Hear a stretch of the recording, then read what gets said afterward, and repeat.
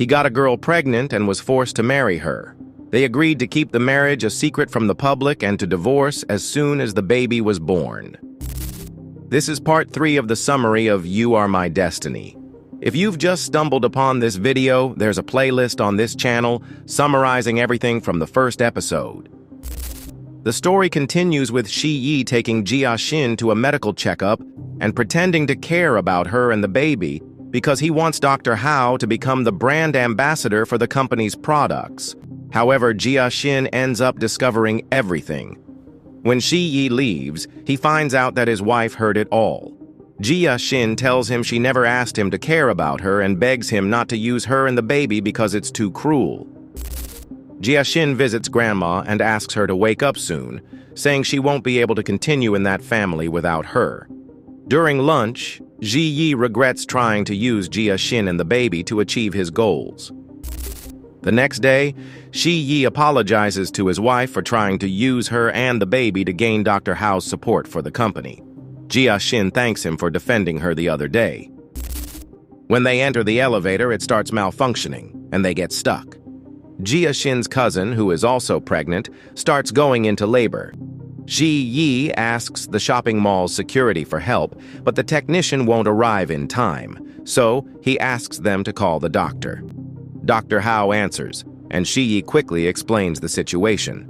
The doctor begins giving instructions on what to do. They try to calm Jia Xin's cousin while waiting for rescue and prepare to deliver the baby right there if necessary. Suddenly, the elevator begins to descend. Luckily, it's the rescue team coming to save them, and Jia Xin's cousin is taken to the hospital. After the incident, Shi Yi realizes how difficult it is to give birth and thanks Jia Xin for carrying his child. He also promises to be by her side when she gives birth to Shimi. When Zishan's baby is born, Shi Yi holds the child in his arms and starts imagining what his own baby will look like and whether the baby will resemble him or Jia Xin. Shi Yi is facing problems at work, and the shareholders want to fire him. Before the board meeting, Shi Yi visits his grandmother in the hospital.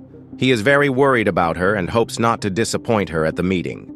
Asen arrives to say goodbye to President Wang because if Shi Yi is fired, he will lose his job as well. While the shareholders conspire to dismiss Shi Yi, he arrives and announces that he secured approval to sell the company's products in Europe. However, Zhen Gren downplays his cousin's achievement and insists that he should sign the contract with Haifei. With a cousin like that, who needs enemies? Despite Shi Yi's impressive achievement, the shareholders continue to push for his dismissal. Luckily, Dr. Hao appears at the meeting, surprising everyone, and reveals that he accepted Wang Shi Yi's invitation to become the representative of Chengjai Group's products. I didn't see that twist coming either. The shareholders immediately changed their minds and dropped the idea of firing Shi Yi.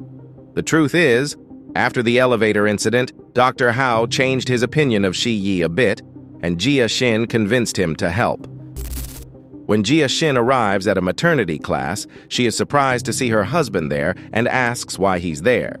He replies that from now on, he will attend the classes and checkups with her. Regulatory authorities discover irregularities in Haifei's products, and all of the company's products are pulled from shelves, while Chengjai Group's stocks keep rising due to the European trade authorization.